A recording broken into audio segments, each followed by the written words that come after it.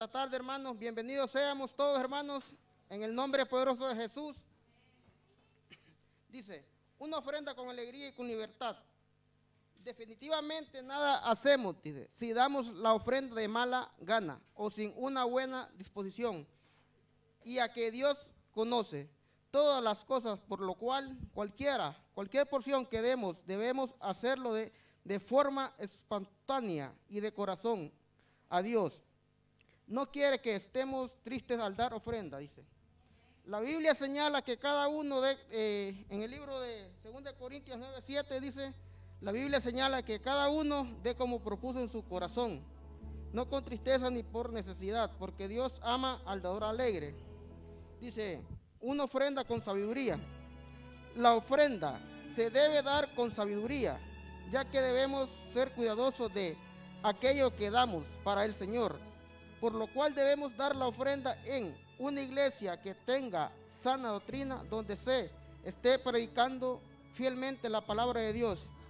Hermanos, sabemos pues que aquí en nuestro ministerio Dios ha escogido para dar la ofrenda sin temor, sin miedo, porque aquí sabemos, hermanos, que nos predican el evangelio como es la palabra. Nuestros hermanos pastores, ellos enseñan la palabra tal como está escrita en la Biblia. Así, hermanos, vamos a orar esta tarde por la ofrenda.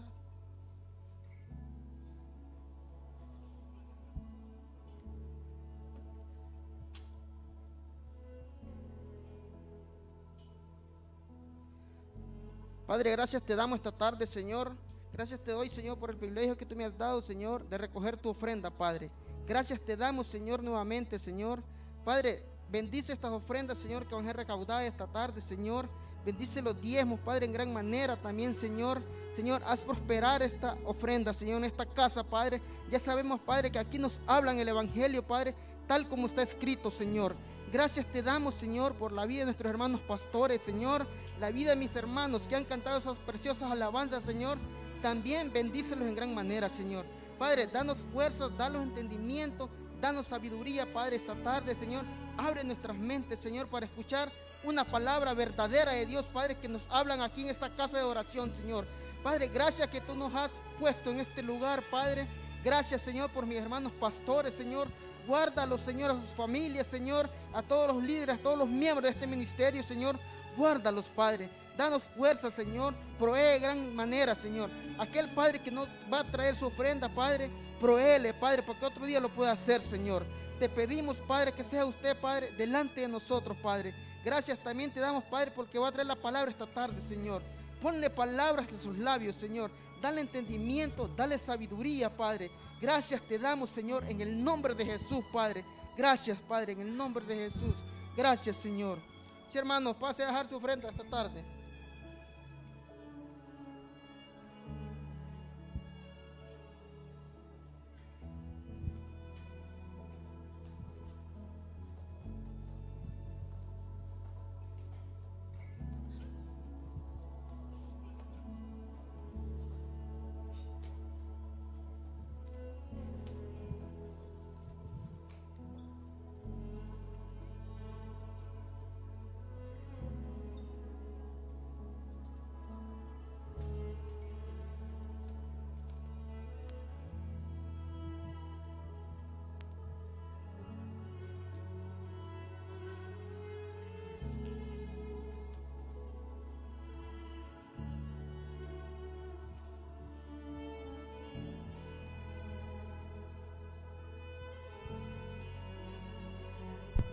Ahí desde tu sitio sigue orando.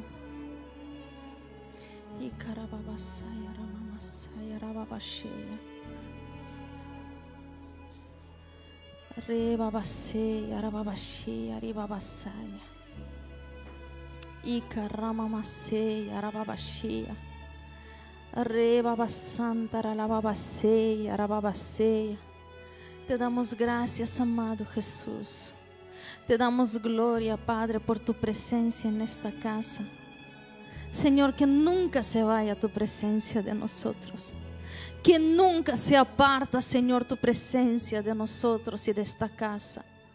Oh Dios mío, si yo pierdo tu presencia, yo lo pierdo todo. Tú eres la persona más importante, Señor, en nuestras vidas. Tú eres todo cuanto deseamos, todo lo que anhelamos, eres tú, Señor. Oh Jesucristo, te amamos y te bendecimos en el nombre de Jesús. Bienvenido a la casa del Señor. Dios te bendiga. Hoy quiero bendecir tu vida. Hoy quiero servirte. Hoy vengo a servirte. No simplemente quiero bendecirte y servirte, sino que estoy dispuesta a venir a hacerlo. Los móviles en silencio, por favor. No vamos a tener escuelita hoy. Os lo digo pues lamentándolo, pero de momento disponemos de una sola profesora y que ella también necesita escuchar palabra. Ella también necesita ser fortalecida junto con el cuerpo de Cristo. Así que os pido que me ayudéis con los niños y que los sujetéis. Gloria al Señor. ¿Hay personas nuevas hoy aquí? Quiero saber, ¿alguien que viene por primera o por segunda vez? ¿Sí? Wow, ¿cuántos sois? Dios bendiga vuestras vidas, me alegro de que estéis aquí. Bienvenidos. Esta es vuestra casa, esta es vuestra casa, estos son vuestros hermanos y nosotros somos vuestros pastores que queremos bendecir vuestra vida. Bueno, la semana pasada yo dije algo muy serio y dije, esta es la palabra que yo predico en mi vida, la palabra más seria que predico. Y realmente no ha sido así, porque la que voy a hablar hoy es mucho más seria todavía. La semana pasada hablé del infierno y yo dije, los que creyeron en tiempos antiguos, que yo también creí muy pequeña, llegó el evangelio a mi vida y dije, los que han creído en aquellos años de los antiguos cristianos se van a gozar conmigo en esta palabra. Y realmente ha sido así. Unas cuantas personas vinieron y me dijeron, la palabra estuvo preciosa, me he gozado mucho, aunque hablé del infierno. Yo dije, los jóvenes se van a asustar. Y realmente ha sido así. Y dije que algunos de los nuevos no van a aguantar y van a irse. Y ha habido gente que se ha ido. Pero gloria al Señor, seguimos predicando la palabra verdadera. Ay de mí si yo no te expongo todo el consejo de la palabra. Ay de mí si yo te oculto cosas de la Biblia. Cosas por las cuales tu vida puede ser destruida si alguien no te advierte, si alguien no te instruye.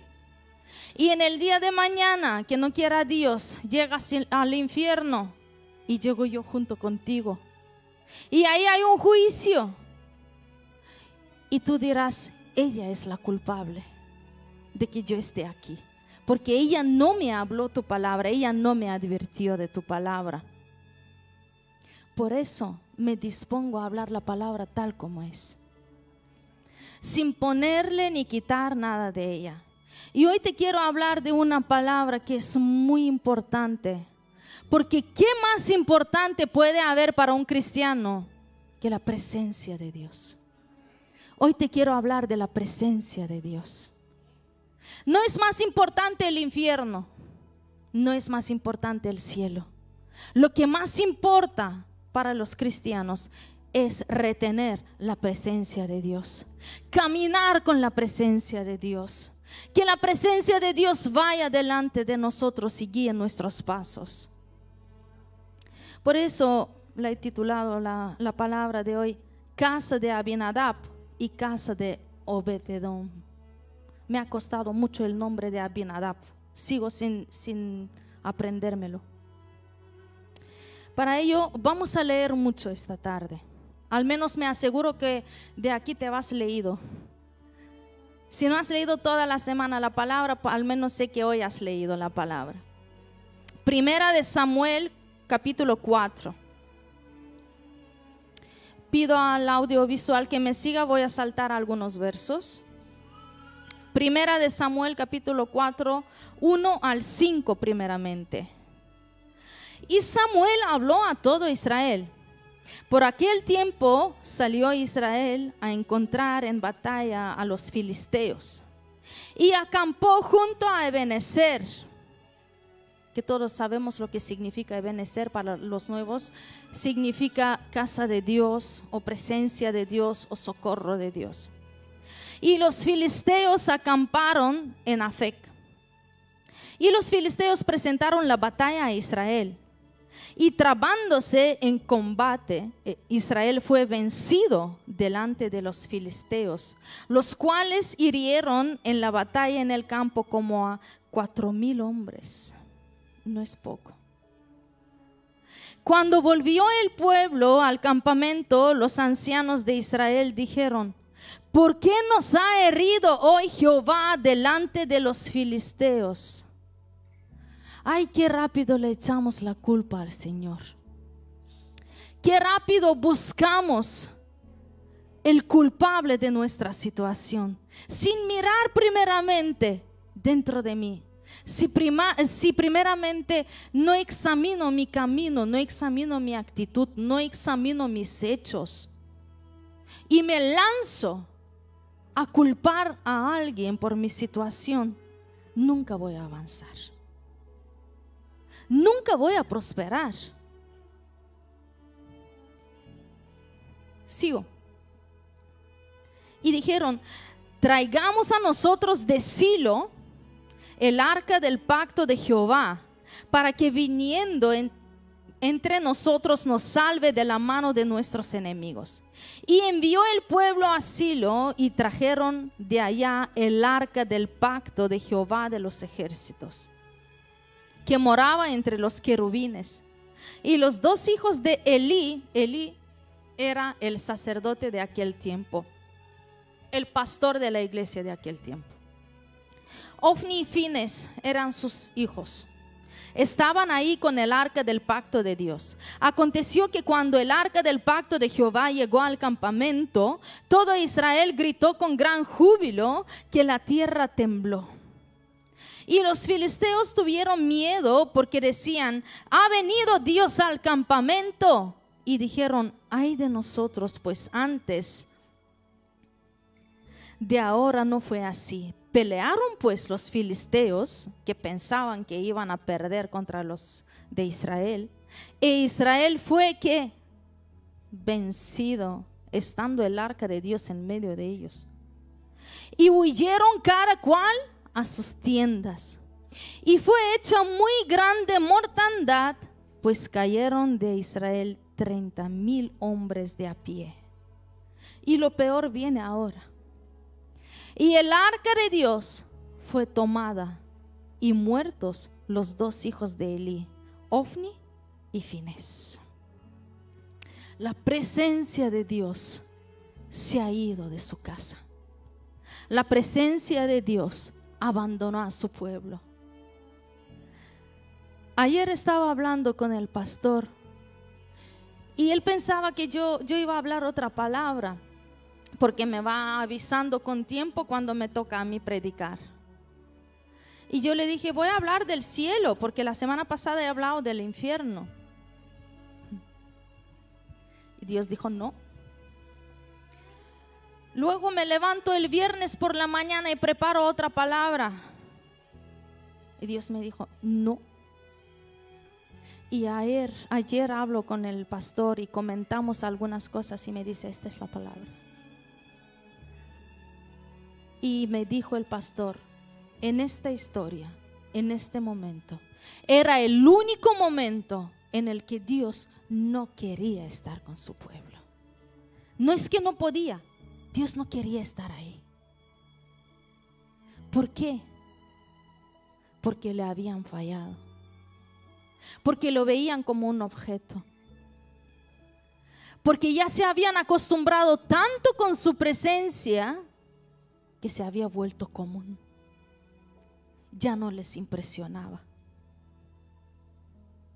En Apocalipsis 2:5 dice: Recuerda, por tanto, de dónde has caído y arrepiéntete y haz las primeras obras, pues si no, vendré pronto a ti y quitaré tu candelero de su lugar si no te hubieres arrepentido. Si no hay arrepentimiento diario en nuestra vida, la presencia de Dios se va de nosotros.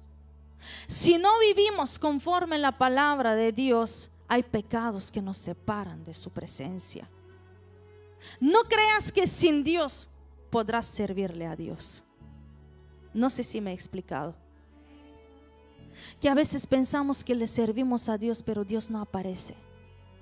Sabes, yo me gozo muchísimo que todos vosotros estéis aquí. No sé cuántas personas puede haber aquí. Sois muchos. Y me gozo con cada uno de vosotros. Pero si Dios no viene, tú y yo sobramos aquí. Tú y yo no importamos. Porque tú y yo no somos el centro del culto. No somos el centro de la iglesia. Debe ser Cristo. ¿Qué pasó con este sacerdote? Porque por culpa del sacerdote la presencia de Dios se ha ido de la casa. Él sabía muy bien que sus hijos, Ofni y Finés, adulteraban en las puertas de la iglesia. Él sabía muy bien que ellos tomaban a fuerza las ofrendas y se las comían. Vale que Dios ordenó que los que sirven en el altar coman del altar, pero nunca dijo, quítale a fuerza al pueblo y cómelo. Nunca dijo Dios, mete tu mano en el bolsillo de la gente y cómete su dinero, y cómete su ofrenda, y cómete sus diezmos. Es lo que hacían estos dos. Viene Dios y le advierte. Y viene del pueblo personas y le advierten al sacerdote y le dicen, tus hijos hacen esto y esto delante de los ojos de todo el pueblo. Se acostaban con las mujeres públicamente y eran sacerdotes. Y el sacerdote Elí solamente dijo, porque le advirtieron y le dijeron, si tú no haces esto, la presencia se va y en tu lugar se levanta otro sacerdote y tus hijos van a perecer en el mismo día los dos. Como ocurrió en la batalla, lo hemos visto. No tomó nota, simplemente dijo, bien ha pensado Dios, que haga como quiera. ¿Has conocido creyentes así pasivos? Como los llama un cómico cristiano, espíritu de caracol. Yo es que no los soporto. No soporto gente que no tiene sangre para moverse. No soporto personas que están tan cómodos que no les puedes levantar a hacer nada. Y él era uno de ellos. A pesar de saber todo el pecado que hacían sus hijos, no los reprendió. Tampoco les quitó el cargo del templo, lo que agravaba todavía más la situación. El pecado crecía cada día más y por culpa de estos tres, la presencia de Dios se ha ido de la casa. Y Dios permitió que 30,000 personas murieran en el mismo día. La causa de la ausencia de la presencia de Dios siempre es el pecado. Si en algún momento de tu vida tú no sientes que Dios camina contigo, si en algún momento de tu vida tú ves que todos tus hermanos se alegran, saltan, bailan en la presencia de Dios, se gozan, y tú no sientes lo mismo que ellos, hay algo que impide que la presencia de Dios se manifieste en tu vida. Hay que examinarse. Hay que examinarse. Y hay que levantar las barreras que nos separan de la presencia de Dios. Hay que romper todo obstáculo. Y mira que el obstáculo puede ser una pequeña ofensa. Mira que el obstáculo puede ser una mentirijilla blanca. Pero ¿sabes qué? Las mentiras no tienen ni color ni tamaño. La mentira es mentira y punto. Eso nos puede separar de la presencia de Dios. ¿Qué debemos de hacer cuando no sentimos la presencia de Dios? No decir, no, estoy bien, todo va bien, hoy a lo mejor no, mañana me arreglaré. No.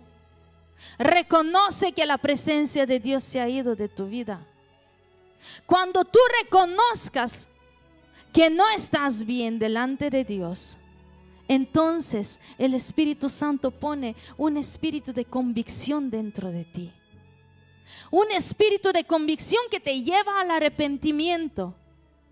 Y cuando tú doblas rodillas delante del Señor y dices: Señor, ciertamente he fallado, ciertamente me he alejado de tu presencia, tu gloria me ha abandonado. Entonces viene la restauración. Entonces el Señor te levanta. Entonces verás el cambio en tu casa.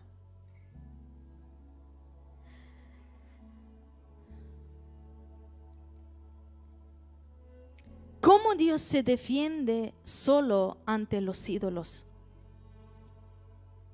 Vamos a seguir con la historia y leemos en Primera de Samuel 5, del 1 al 4.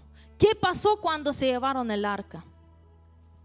Cuando los filisteos capturaron el arca de Dios, la llevaron desde Ebenezer a Asdod. Y tomaron los filisteos el arca de Dios y la metieron en la casa de Dagón y la pusieron junto a Dagón. Y cuando al siguiente día los de Asdod se levantaron de mañana, he aquí Dagón, que era una figura de un dios, postrado en tierra delante del arca de Jehová, y tomaron a Dagón y lo volvieron a su lugar. Y volviéndose a levantar de mañana el siguiente día, he aquí que Dagón había caído postrado en tierra delante del arca de Jehová. Y la cabeza de Dagón y las dos palmas de sus manos estaban cortadas sobre el umbral, habiéndole quedado a Dagón el tronco solamente.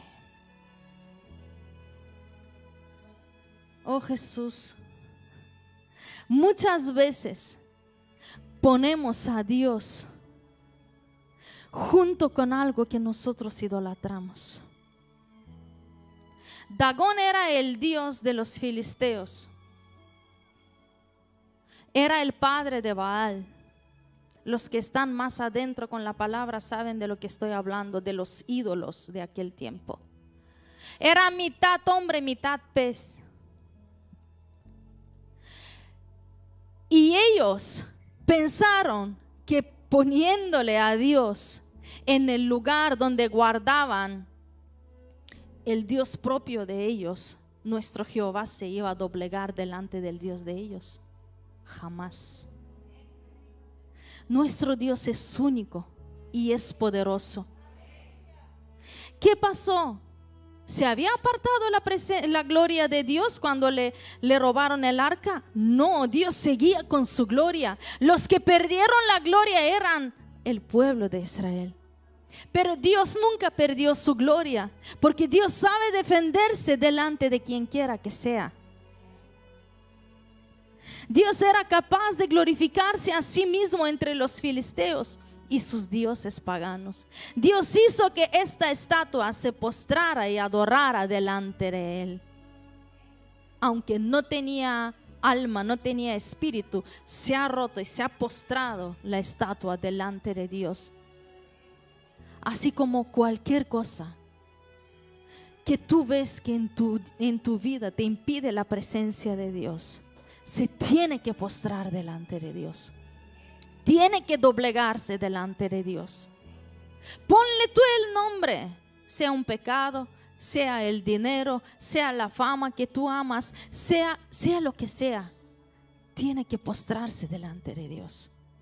Tiene que doblegarse delante del verdadero Dios. Cuando nos negamos de servirle, adorarle a Dios, y dejamos de glorificar su nombre, Él se ve obligado de glorificarse a sí mismo.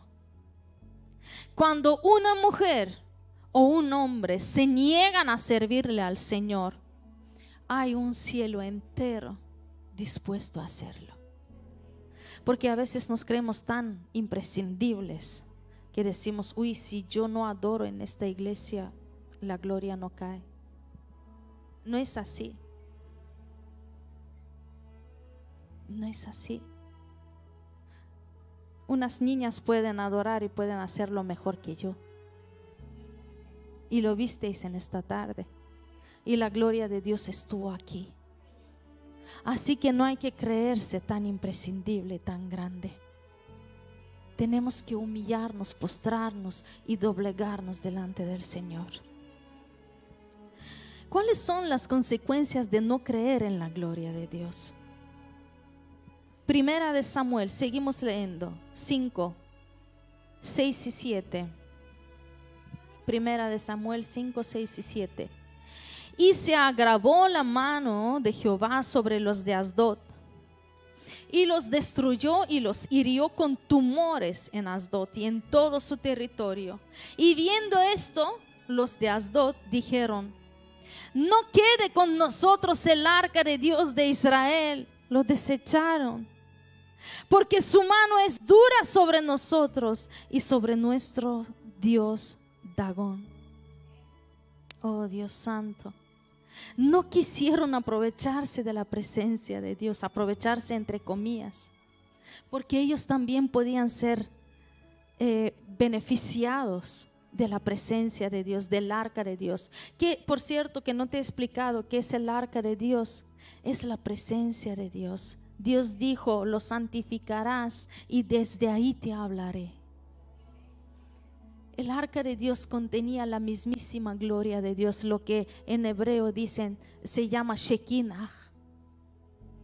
Eso era la gloria de Dios, eso era el arca de Dios. Ellos podían beneficiarse, pero han preferido deshacerse de la presencia de Dios, porque muchas veces, como ellos, nosotros también pensamos: si me meto en la iglesia, me busco problemas. Si me llaman a servir, mi vida se va a complicar. Es que el pastor va a estar pendiente de mí, me va a pedir cuentas. Es que ahora tengo que empezar a dar diezmos, ahora tengo que empezar a ir a la iglesia más a menudo. Y nos deshacemos de la presencia de Dios y lo rechazamos y decimos: no es para mí eso del cristianismo, eso del evangelio no es para mí. Es que requiere muchísima santidad, requiere muchísima dedicación, requiere mucho tiempo, no es para mí. Eso es lo que pasaba ahí. A que ahora lo vemos desde otro punto de vista. O solo pensábamos que el evangelio es para los de Israel. Todo el mundo puede ser salvo si anhela la presencia de Dios. En vez de someterse al Dios de Israel, decidieron deshacerse de él. Sin embargo, no podemos deshacernos de Dios. Sabes, tú puedes alejarte de Dios. Tú puedes dejar de asistir por un tiempo a la iglesia. Tú puedes querer olvidarte de la palabra que te hablaron un día. Tú puedes desechar las profecías que se te han dado, pero en la noche te va a visitar el Señor. En sueños vendrá a ti. Llevarás años fuera de la casa de Dios y fuera de su presencia, pero estarás inquieto hasta que vuelvas a su presencia. Porque este es el llamado de Dios. Es un fuego ardiente. Aunque tú quieras apagarlo, aunque tú quieras tirarlo, aunque tú quieras alejarte de él, él siempre estará ahí, recordándote: yo te llamé, yo te escogí, yo te quiero para mi servicio, yo te aparté desde el vientre de tu madre. Con propósito hice que nacieras en esta tierra. ¿Pensabas que es tan fácil apartarse de Dios? ¿Tú pensabas que es tan fácil olvidarse de Dios? Y tú no sabes que la palabra de Dios, el evangelio, es un fuego. No te dejará en paz. ¿Qué prefieres? ¿Quemarte con el fuego del infierno o quemarte con el fuego de Dios? Yo prefiero su presencia. Yo le digo: Señor, cada vez que sientes que yo me aparto de ti, cada vez que ves que me desvío, me enfrío, ya no estoy tan apasionada por ti, haz que yo sienta los fuegos del infierno para que espabile. Hazme sentirte, Señor, para que yo vuelva al primer amor. Oh Jesús, todos tendremos que un día enfrentarnos a Dios y estar en su presencia. Por mucho que huyamos de su presencia, un día todos vamos a estar delante de Dios y vamos a tener que darle cuentas. ¿Qué hicimos con su presencia? ¿Qué hicimos con el arca de Dios? ¿Qué hicimos con su gloria? Los filisteos, si se hubieran arrepentido y buscado a Jehová, pudieron haberse beneficiado del arca. Pero en vez de esto, esta se convirtió en juicio y maldición para ellos. Porque cuando tú desechas la presencia de Dios, de inmediato viene el reino de las tinieblas sobre tu vida. No hay lugares vacíos. O lo llena un reino o lo llena otro reino. Vacío no se queda nunca.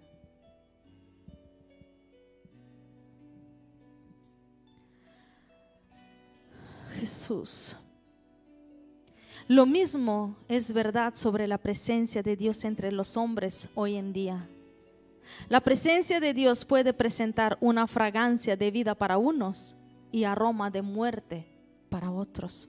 Según 2 de Corintios 2, 15, 16. Dice, porque para Dios somos grato olor de Cristo en los que se salvan y en los que se pierden.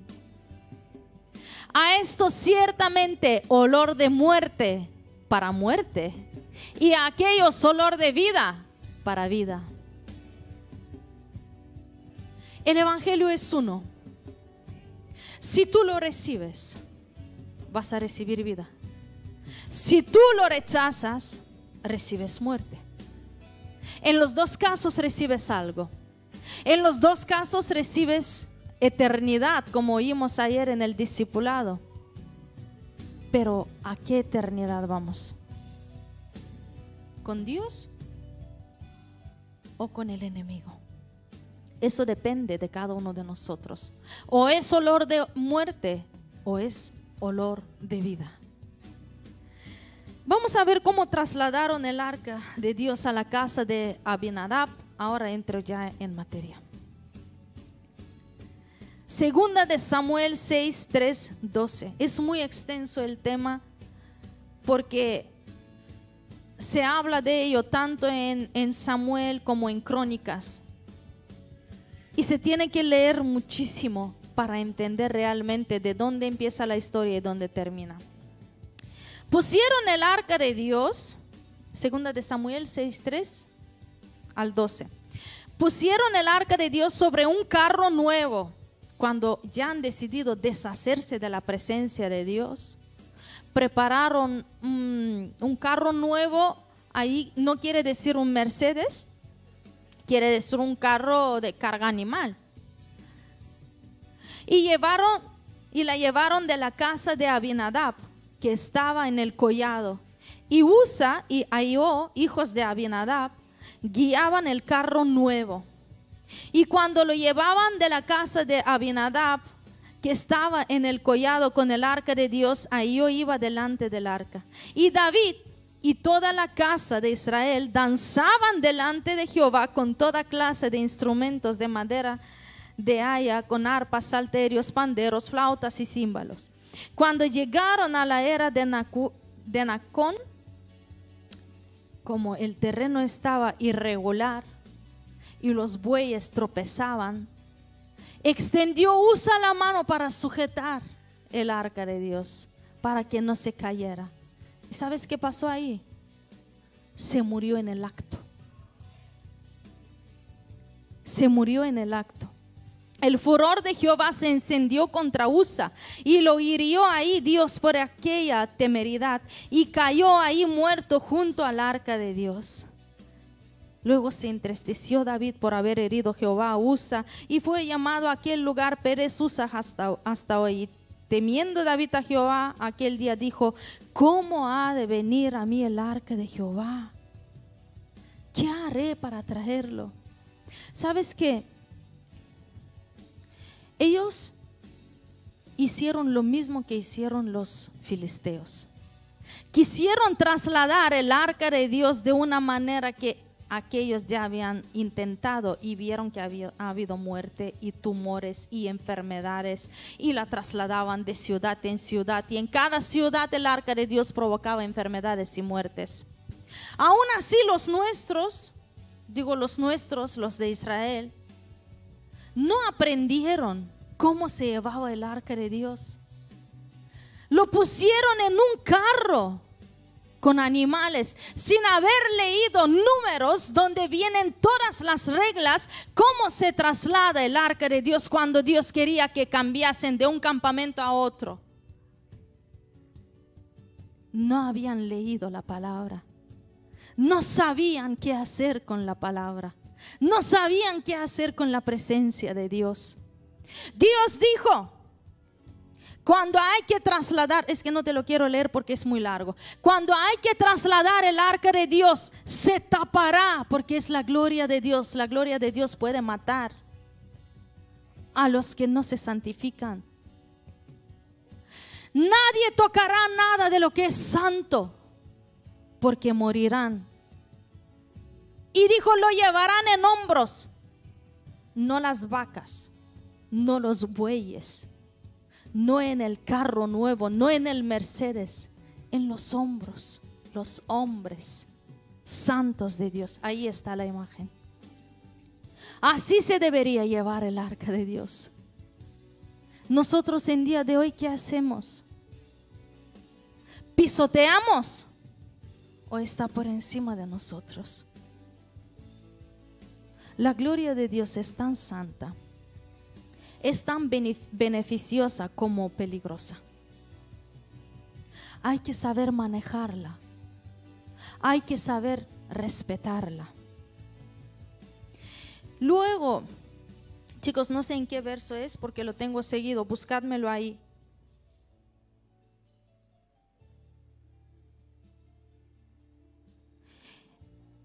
Cuando dijo: ¿cómo he de traer? ¿Cómo ha de venir el arca de Jehová a mi casa? Después dijo: de modo que David no quiso traer para sí el arca de Jehová a la ciudad de David. Se asustó de la responsabilidad y la hizo llevar David a la casa de Obed-edom geteo. Y estuvo el arca de Jehová en casa de Obed-edom geteo 3 meses. Y bendijo Jehová a Obed-edom y a toda su casa. Fue dado aviso al rey David diciendo: Jehová ha bendecido la casa de Obed-edom y todo lo que tiene a causa del arca de Dios. Entonces David fue y llevó con alegría el arca de Dios de casa de Obed-edom a la ciudad de David. Entonces aprendió, entonces se puso a leer. Cuando ya había muerte, cuando ya había destrucción. Pero ¿no somos nosotros también así? Le creemos a Dios, servimos a Dios, todo es genial. Mientras estamos gozosos y todo nos va bien, le servimos a Dios. Cuando vemos que la cosa se hace muy seria y Jesús te dice: boga más adentro. Ay, yo no quiero. Ay, yo no me quiero mojar. Ay, yo no quiero meterme más con Dios. Ay, que esto es mucha responsabilidad. Ay, es que me da miedo el fuego. Mejor la dejo en la casa de Osiris, que se quede ahí. Yo de momento no quiero comprometerme tanto. Es que esto de los cristianos, de la iglesia, es algo muy serio. Creo que no es para mí. Yo todavía quiero vivir mi vida. ¿Quién te dijo que vives vida sin Jesús? ¿Acaso hay vida fuera de Él? ¿Acaso hay propósito fuera de su voluntad? ¿Acaso hay satisfacción para el hombre fuera de la voluntad de Dios? ¿Quién era ese Abinadab? Era un hebreo, era un levita, como los que vemos aquí. Si viviéramos en tiempos antiguos, ahora todos los que han servido aquí en la alabanza se llamarían levitas. Ahora los llamamos cantantes, salmistas, grupo de alabanza, como quieras. Pero son levitas. Y Abinadab era levita. Su nombre significa mi Padre es generoso. Y el arca de Dios estuvo en su casa 20 años. Y la Biblia no registra que se haya hecho ningún milagro en su vida, en su casa, en sus hijos. Nada, nada. ¿Por qué? Porque se familiarizó tanto con el arca de Dios que dijo, esto es una caja. La dejo ahí. Es una caja, incluso encima de ella puedo poner cosas. No es tan importante. Y se olvidó que la misma caja les daba la victoria a los de Israel. Que esa caja era la que les sostenía delante de los enemigos. Ha dicho, eso es una caja sin más, un simple objeto religioso. Y hacía todas las cosas por costumbre. Y tenía la caja esta por obligación, porque el rey dijo, como no me la puedo traer, te la dejo en tu casa. Como yo he dicho, como yo no me lo puedo llevar, Osiris, que se quede en tu casa. Y ella está obligada a obedecerme. ¿Por qué? Porque soy su autoridad y me tiene que obedecer. Y por obligación se llevó la caja en su casa. Nunca le enseñó a sus hijos que esto es la presencia de Dios. Nunca le enseñó a sus hijos que esa es la presencia que les puede sanar, que les puede transformar, que les puede resucitar, que les puede resolver todas las situaciones. No algunas, todas. Porque en la presencia de Dios todo se soluciona. ¿Por qué crees que murió Usa, que era el hijo de Abinadab? Porque Abinadab nunca le enseñó a su hijo que esto no se toca, que se tiene que santificar, que tiene que cuidar la presencia de Dios, que él no puede servir a su manera, que él tiene que cumplir ciertas normas, que hay principios en el reino de Dios que Dios mismo puso para nuestro beneficio, que no podemos servirle al Señor como nos dé la gana, que hay reglas y hay orden en el reino de Dios. No es como a mí me parezca, cuando yo quiera, cuando yo pueda. No es así, iglesia. Todo lo hacían por obligación, no había pasión por Dios. Se conformaron con tener el arca y menospreciaron, deshonraron por familiaridad. No le daban importancia al arca de Dios. Tenerle, imagínate, el mismísimo Dios en la iglesia y no percibirlo, y no verlo, y no poder tocarlo. Eso es lo que pasaba en esta casa. Violaron el principio de Dios y la ira de Dios se encendió. Dios establece ciertos principios que están en Números, el capítulo 4. Si lo quieres leer en casa, léelo. Dios establece ciertos principios en su palabra para que nosotros podamos gozar de su favor. Pero ellos tuvieron en poco la presencia de Dios que les daba la victoria. Y no quisieron cambiar su vida. Quisieron quedarse cómodos, sin moverse. En cambio, la casa de Obed-Edom, ¿quién era Obed-Edom? Él nació en tierra filistea, ni siquiera era sacerdote, ni siquiera era del pueblo de Dios. Él no era un servidor del Señor en el momento que dejaron el arca en su casa. A él simplemente le dijeron, mira, de momento el rey no se puede llevar el arca a su casa, donde está su lugar para bendecir todo el pueblo de Israel, así que se quedará en tu casa. A diferencia de Abinadab, Obed-Edom preparó un lugar, limpió la casa, léelo en Crónicas, limpió su casa, acomodó el arca de Dios, lo cuidaba, se santificaba, enseñaba a sus hijos que este es el mismísimo Dios. Le enseñó a sus hijos que tienen que orar, que tienen que leer la palabra, que tienen que discernir, que tienen que santificarse, que tienen que esforzarse para obtener la presencia de Dios. Ellos no cometieron el pecado de familiaridad, porque a veces nos hacemos tan familiares con el Señor que decimos, eres mi colega, el que me cae mal a mí te cae mal a ti también. Nos olvidamos que es el creador del cielo y de la tierra, de los mares, que en su furor, en su ira, se derriten las montañas, o no en Canarias. ¿Qué crees que es? Es furor de Dios. La Biblia lo dice. Su nombre es Obed-Edom, significa siervo de Edom, un hombre común. Él santificó e instruyó a sus hijos a servirle a Dios. Tenía 8 hijos. Nosotros a veces no podemos enseñarle ni a uno servirle a Dios. Y no podemos obligarle a ir a la iglesia ni a uno. Y él tenía sujetos los 8 varones que tenía. Los enseñó la palabra de Dios. Les enseñó lo que es santificarse, lo que es temerle a la presencia de Dios.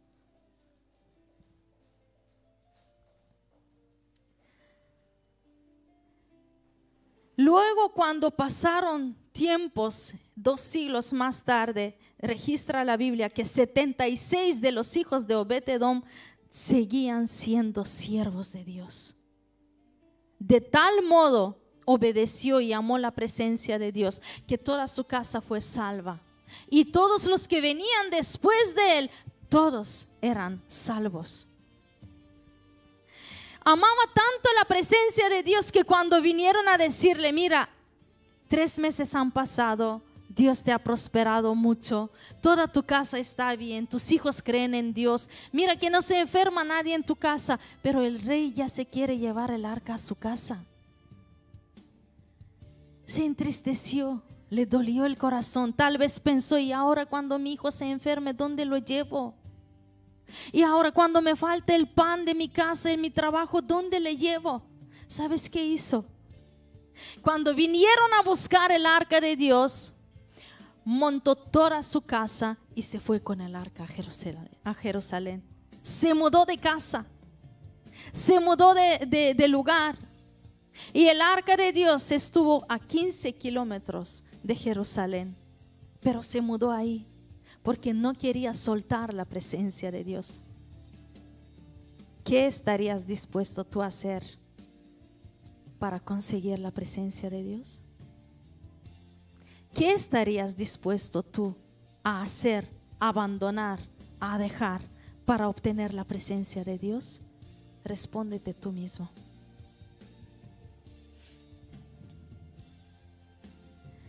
La manifestación de la presencia de Dios viene por la honra. Tenemos que saber valorar y honrar la presencia de Dios. Mira, iglesia, aquí en esta casa hay presencia de Dios. Y no te hablo esta palabra porque has dejado de honrarle a Dios. Te hablo esta palabra para que nunca dejes de valorar la presencia. Para que no permitas que tu corazón se enfríe, que no permitas que lo sagrado se vuelva común en tu vida, que no digas ya llegué, he visto todo lo que pude ver en una iglesia, hay liberaciones, la gente vomita, la gente se cae, la gente se sana, pies crecen, aquí está.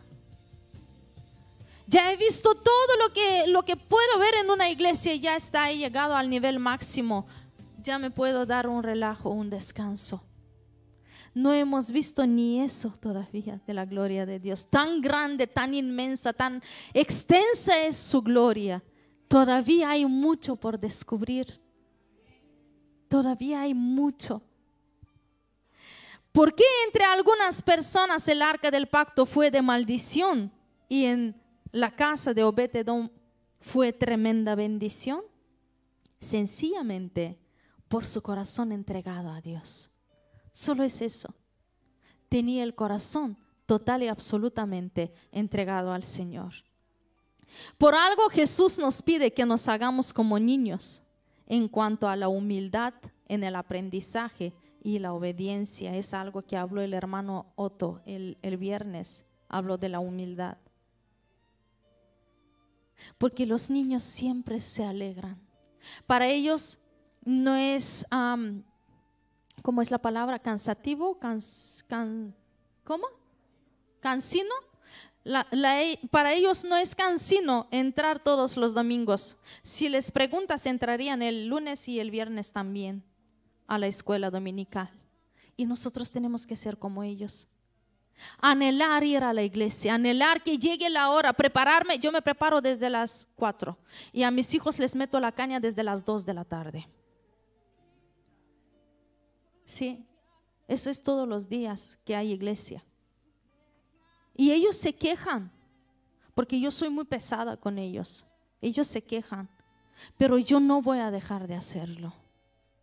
Yo no voy a dejar que mis hijos se enfríen mientras depende de mí, mientras viven en mi casa. Seguirán estas reglas, porque en mi casa se cuida la presencia de Dios. Muchos cristianos pecan por desinteresados, son tibios, no anhelan crecer espiritualmente ni hacer algún esfuerzo para recibir Algunos generan aún excusas. Pero hoy te quiero preguntar, ¿quieres el don de servicio o no tienes ganas de comprometerte? Porque si te comprometes, te van a incomodar. ¿Qué quieres hacer? ¿Quieres servir? Va a ser incómodo. ¿No quieres servir? Estate cómodo en tu casa, no vas a ningún lugar. No vas a avanzar y no vas a ver la presencia ni la gloria de Dios. No te familiarices con la presencia de Dios. Todo empieza en casa. La santificación empieza en casa. El temor de Dios empieza en casa. La búsqueda de Dios empieza en casa. Las oraciones, la lectura de la Biblia empieza en casa. Padres, cuando vuestros hijos lleguen a la edad que puedan leer, deberían de tener ya una Biblia. Si no la tienes, pídemela, te la regalo. Ya he regalado a mis niños de la escuela dominical. Servirle a Dios incomoda. Si no, pregúntale a mi grupo de alabanza. Cómo les chincho y les meto la caña todos los días y les digo todos los errores cada vez y no les ahorro nada. Aquí fallasteis. Eso no estuvo bien. Aquí hay que esforzarse más. ¿Por qué? Porque si yo les dejo acomodarse, cada domingo te van a cantar si tu presencia conmigo no va. Todos los domingos y no van a avanzar. Procuramos al menos una canción nueva aprender cada semana. ¿Por qué? Porque hay que incomodarse, hay que moverse. Cuando Dios veía que el pueblo de Dios era demasiado quieto y cómodo en el desierto, les decía, vamos, es tiempo de moverse. Levantate el arca, vamos a cambiar de campamento. Porque Dios bien sabe que nuestro corazón humano le gusta la comodidad. Nos gusta el sofá. Y aunque se siente el diablo a nuestro lado, podemos sentarnos y ver una peli con él. Y no vamos a la iglesia. Esta iglesia no es así, lo siento. En esta iglesia hay sangre que hierve. En esta iglesia hay pasión. En esta iglesia hay reglas y hay principios que se tienen que seguir. Si tú quieres servir, vas a hacerlo como la palabra manda. Si tú quieres ser verdaderamente un portador de la gloria de Dios y de su presencia, tienes que hacerlo exactamente como la Biblia dice. Ni más ni menos. Exactamente. Y esa es la palabra que hoy te quería hablar. Para mí esta palabra es más importante que el conocimiento del infierno. Porque si de todo modo, si no tengo la presencia de Dios, lo único que me espera es la presencia del diablo. Y yo no quiero ir ahí. Ponte de pie conmigo, vamos a hacer una oración. Una oración de consagración quiero hacer en esta